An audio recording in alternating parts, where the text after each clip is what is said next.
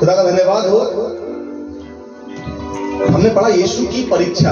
आप जानते हैं यीशु की परीक्षा जब हुई उससे पहले एक और महत्वपूर्ण घटना घटी है। यीशु ने यरदन नदी में बपतिस्मा लिया। हालेलुया। और वहां पर पिता ने कहा ये मेरा प्रिय पुत्र है जिससे मैं प्रसन्न हूं। यूहन्ना बपतिस्मा देने वाले के द्वारा उनका बपतिस्मा किया गया। Hallelujah. Hello praise the Lord. और यूहन्ना बपतिस्मा देने वाले के द्वारा जब उनका बपतिस्मा हुआ तो सामर्थ से भर गया यीशु सामर्थ से भर गया। और तब लिखा है वो कहां गया? परखने वाले के द्वारा कहां ले गया? जंगल में ले जाया गया। पवित्र आत्मा से कहां ले गया? जंगल में। कौन लेके जा रहा है? पवित्र आत्मा जंगल में लेके जा रहा है। शैतान जंगल में लेके नहीं गया। ये जंगल दर्शाता है आपके मुश्किल हालातों को। ये जंगल दर्शाता है आपके मुश्किल परिस्थितियों को। जब आप परमेश्वर के किसी कठिन काम को करने के लिए चुने जाते हैं। यीशु संसार में शैतान के साम्राज्य को उखाड़ने के लिए चुने गए थे कि यीशु संसार में क्या करें? मृत्यु को भी हरा दें, शैतान के राज्य को समाप्त करें और एक नया राज्य स्थापित करें। एक महान कार्य के लिए यीशु मसीह को चुना गया था। मेरे प्रियो, इसी प्रकार से जब आपको किसी महान कार्य के लिए परमेश्वर चुनता है तो 3 बातें आपके जीवन में जरूर होंगी। पहला, जब आप पवित्र आत्मा को प्राप्त करेंगे तुरंत आपके जीवन में एक संघर्ष शुरू हो जाएगा, एक मुश्किल दौर शुरू हो जाएगा। जब पवित्र आत्मा आपके जीवन में आ गया तो कई लोग सोचते हैं अरे अब तो मजे आ गए, अब तो पवित्र आत्मा मिल गया, हम टच करेंगे लोग गिरेंगे, हम चंगा करेंगे लोगों को, हम ऐसा करेंगे, भविष्यवाणी करेंगे। ठीक है, पवित्र आत्मा की उपस्थिति में ये सब कई बार होता है, लेकिन ये मत भूलना कि सोना भी पहले परखा जाता है, तब उसके बाद उसमें मोहर लगती है कि ये असली है या नकली है। वैसे ही आपकी सामर्थ्य भी आपको पहले परखी जाएगी, आपका जीवन, आपका कैरेक्टर पहले परखा जाएगा। यीशु को पवित्र आत्मा का बपतिस्मा मिला, उसके तुरंत बाद पवित्र आत्मा जंगल में ले गया। क्यों? ताकि परखने वाले के द्वारा परीक्षा की जाए। शैतान भेजा गया उसके पास, जा और परीक्षा कर, क्या वाकई में यीशु संसार पर जयवंत होने के योग्य है या नहीं। और यीशु मसीह भूखा था, बहुत भूखा, उसे भूख लगी 40 दिन के बाद। शैतान कहता है इन पत्थरों से कह दे कि रोटियां बन जाए, अगर तू परमेश्वर का पुत्र है। अगर लगाया, पता है क्यों? शक पैदा करने के लिए। कई बार आपकी जिंदगी में लोग कहेंगे अगर तू मसीह है तो ऐसा करके दिखा, अगर तू यीशु मसीह को मानता है तो ठीक करके दिखा। ये शैतान की ओर से शब्द याद रखना। जब लोग तुम पर अगर और मगर लगाएं, तुम पर शक पैदा करें, यीशु का ये वचन याद रखना। यीशु ने वचन से जवाब दिया, तुम भी उन्हें वचन से जवाब देना और कहना लिखा है परमेश्वर की परीक्षा ना करना। हालेलुया।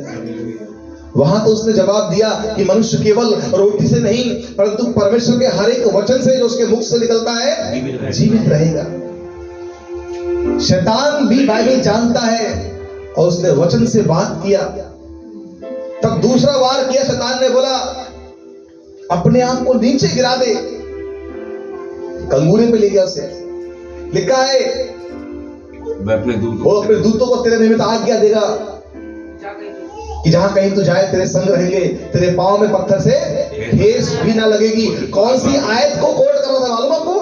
भजन संहिता 91। शैतान ने भी पढ़ा है, समझ में आया आपको? हम लोग मुसीबत में अक्सर भजन संहिता 91 कोट करते हैं, शैतान भी जानता है इसके विषय में। शैतान ने यीशु से क्या कहा? लिखा है, कहां लिखा है? भजन संहिता 91 में, तेरे पांव में पत्थर से ठेस भी ना लगेगी। Hallelujah, hallelujah. भजन संहिता 121 में भी लिखा है, जहां कहीं तू जाए मैं तेरे संग रहूंगा। आपको लगता है केवल आपने वचन पढ़ा है? शैतान ने भी वचन पढ़ रखा है। लेकिन शैतान हारेगा कैसे? शैतान को हराना है जैसे लोहा लोहे को काटता है, वैसे ही वचन ही वचन को काटेगा। हालेलुया। जब तक आप वचन नहीं बोलेंगे शैतान आपसे हारेगा नहीं। आप कितना ही जोर से गाना गाएं, कितना ही चीखे चिल्लाएं, शैतान नहीं जाएगा। शैतान जाएगा केवल वचन की काट से। आपको वचन याद करने पड़ेंगे मुजवानी, आपको वचन को बोलना पड़ेगा, घोषणा करनी पड़ेगी। जैसे यीशु ने कहा, लिखा है तो अपने पिता परमेश्वर की परीक्षा ना करना। हम क्यों कूद जाए? हमें शक नहीं अपने खुदा पर। समझ में आ रहा है? कई लोग आपसे कहेंगे वचन में लिखा है कि विश्वासी लोग जहर पी लें तो मरेंगे नहीं, पी के दिखाओ। तो कहना ये भी लिखा है शैतान मेरे सामने से दूर हो जा, कि हम अपने परमेश्वर की परीक्षा नहीं करेंगे। हम तुम्हारे घर आएंगे, तुम्हें जो खिलाना है खिलाना, जहर चाहे जहर डाल देना उसके अंदर, और हम केवल दुआ करेंगे और खाएंगे और देखना हमें कुछ नहीं होगा। पर हम जानबूझकर जहर नहीं पिएंगे, पर हम जानबूझकर बिल्डिंग से कूदेंगे नहीं, जानबूझकर कार के आगे ट्रक के आगे खड़े नहीं होंगे कि मार डाले नहीं। हम अपने परमेश्वर की परीक्षा कभी भी नहीं कर सकते। हालेलुया। जो कोई जानबूझकर आजमाइश करे वो पाप में गिरेगा। मैं बता रहा हूं, कोई आपको कितना ही उकसाए कि अरे खुदा के लोग तो ऐसे होते हैं, बीमार नहीं पड़ते, कहना क्यों नहीं पड़ते हैं? मौसम सबके ऊपर आता है ना, सबके ऊपर दिक्कतें आती हैं, हमारे ऊपर भी आई हैं। परंतु लिखा है धर्मी जन पर बहुत सी विपत्तियां पड़ती तो है, परंतु यहोवा उसको उन सब से छुड़ाता है। हालेलुया। कोई कहेगा अरे साहब तुम पर क्यों समस्या आ गई? तो कहना ये इसलिए आई है ताकि ये गवाही बन जाए। संसारिक लोगों पर विपत्ति इसलिए आती है कि उन्हें मिटा दे, पर हम मसीहों पर इसलिए आती है कि बीमारी आए और गवाही बनकर जाए। Hallelujah, hallelujah. यीशु ने कहा, उसने कहा अगर तू झुककर मुझे प्रणाम करे, मतलब समझ आ रहा है? शैतान चाहता था कि यीशु उसे खुदा मान ले, सलीब की मौत को त्याग दे, विचार त्याग दे दुख उठाने का। पर यीशु ने पूरा दृढ़ निश्चय कर लिया था, मैं तो आया हूं कि अपनी जान तुम्हारे लिए दूं। यीशु मरने के लिए पैदा हुआ था, जीने के लिए नहीं। 33.5 साल में अपनी आयु पूरी कर ली उन्होंने। केवल 3.5 साल उन्होंने प्रचार किया और पूरा जगत जीत लिया। केवल 3.5 साल के प्रचार में पूरा विश्व आज मानता है यीशु मसीह को। हालेलुया। शैतान ने कहा अगर तू झुककर मुझे प्रणाम करे तो दुनिया का राज, वैभव, धन, संपदा, पद सब तुझे दे दूंगा। आज शैतान के जितने फॉलोवर हैं उन पर कोई घटी नहीं है मेरे भाई बहन। आज बहुत लोगों ने अपनी सोल, अपनी आत्मा शैतान के हाथों में दे दी है। वो हॉलीवुड और बॉलीवुड में काम कर रहे हैं, वो डॉक्टर हैं, इंजीनियर हैं, पॉलिटिशियंस हैं, बड़े बड़े उद्योगपति हैं, और क्या कर रहे हैं? वो अपना जीवन नरक में लेके जा रहे हैं। शैतान आज आपको भी लाभ देना चाहता है, केवल कुछ देर के लिए उसके आगे झुक जाओ। अरे क्या होगा, किसी ने देखा थोड़ी है, थोड़ा सा पाप कर लो, थोड़े से गुनाह कर लो, कोई देख थोड़ी रहा है। मैं तुम्हें बहुत पढ़ाऊंगा, जरा से झूठ बोलने से बहुत कुछ मिल सकता है। लेकिन याद रखना शैतान तुम्हें ऐसे ही फंसाएगा। यीशु ने क्या कहा? शैतान दूर हो मेरी नजरों से, तू मेरी ठोकर का कारण है। आप जब कभी भी इस घटना को पढ़े याद रखें, ये फास्टिंग जब आप करते हैं ना तो ये जयवंत होने के लिए है। यीशु ने फास्टिंग किया किस लिए? ताकि शैतान की परीक्षा जो करे वो शैतान तो उसमें पास होकर दिखाए। जब आप फास्टिंग में हैं मेरे भाई बहन, आपको भी शैतान बरगलाने आएगा। आपके आगे भी अच्छा भोजन रखा जाएगा, खा लो यार, आज फास्ट तोड़ दो मेरे लिए। तेरा नहीं खोल सकते हम। आज चर्च मत जाओ, आज प्रार्थना मत करो, अरे बाइबल तो पढ़ ली, कल पढ़ लेना। नहीं, हमें प्रार्थना भी बताना है। प्रार्थना वाले दिन आप पूरे दिन टीवी ना देखें बैठकर, पूरे दिन आप मोबाइल मत चलाते रहिए। मालूम पड़े टाइम नहीं कट रहा है तो मोबाइल देख रहे हैं पूरे दिन। देखना है मोबाइल में तो परमेश्वर का वचन सुनना, उसके गीत सुनना, आराधना करना, वो ठीक है। लेकिन आप मालूम पड़े फिल्में देख रहे हैं बैठकर, कॉमेडी सर्कस देख रहे हैं, आपको लग रहा है कि मेरा कबूल हो जाएगा, आपका उपवास चला गया बेकार। यदि आप प्रार्थना के दिन, उपवास के दिन घूंसे मार रहे हैं, झगड़े कर रहे हैं, गालियां दे रहे हैं, नफरत कर रहे हैं, चिढ़ रहे हैं एक दूसरे से, गलत काम कर रहे हैं, पाप कर रहे हैं, झूठ बोल रहे हैं, आपका फास्ट बेकार है। कोई फास्ट ऊपर सुनाई नहीं देगा। इसलिए अपने मन का उपवास करना, अपनी आंखों का उपवास करना उस दिन, अपनी जुबान का उपवास करना, अपने विचारों का उपवास करना, ताकि तुम्हारा उपवास परमेश्वर ग्रहण कर सके। हालेलुया। अब सोचो, यीशु ने बपतिस्मा ले लिया, परीक्षा में पास भी हो गया, और शैतान कुछ देर के लिए उसके पास से चला भी गया।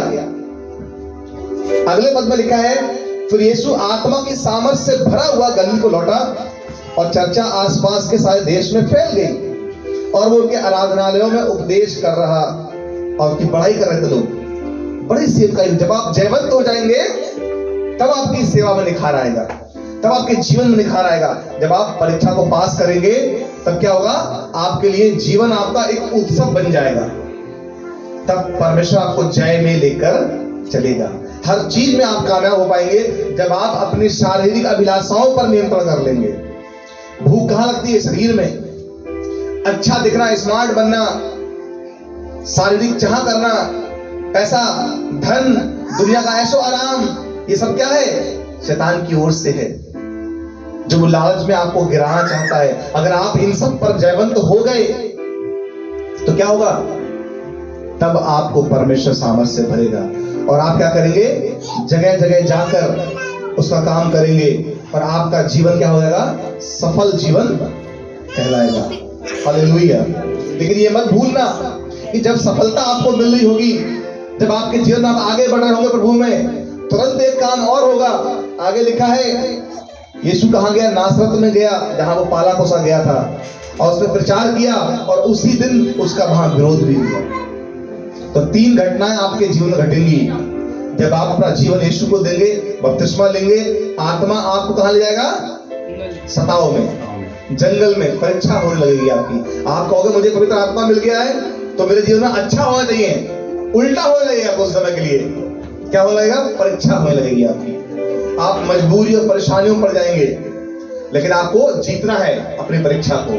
और परीक्षा जीतने के बाद क्या होगा? आप सामर्थ्य से भरेंगे और आपके द्वारा काम होने शुरू हो जाएंगे। लेकिन जब काम होना शुरू हो जाएंगे तो विरोध भी होना शुरू हो जाएगा। यीशु का विरोध भी हुआ। तो हम इस लूका 4 अध्याय से यही सीखते हैं कि इन दिनों में जब आप उपवास में हैं तो कोशिश करें अधिक से अधिक शैतान को हराने की। आपकी जंग है किससे? शैतान से। और जिस विषय को लेकर आपने उपवास किया है, यकीन मानिए आप जरूर जयवंत होंगे। अपनी जुबान का उपवास रखना, उस दिन की गलत बात ना कहना। अपनी आंखों का उपवास रखना, फालतू मोबाइल में फिल्में ना देखना, गाने ना सुनना, कोई मन में बुरा विचार मत रखना, झगड़ा और लड़ाई मत करना, घर के अंदर कलेश मत करना, गलत काम करके अपने धन मत कमाना, किसी प्रकार का कोई व्यभिचार, कोई पाप मन में मत लाना। तब तो आपका उपवास है, वरना आपका उपवास व्यर्थ हो जाएगा। काश कि प्रभु आपको अकल और बुद्धि और समझ दे कि हम सब मिलकर उस खुदा की वैसी ही बात करें जैसा वो हमसे चाहता है। आइए अपने आंखें बंद करें।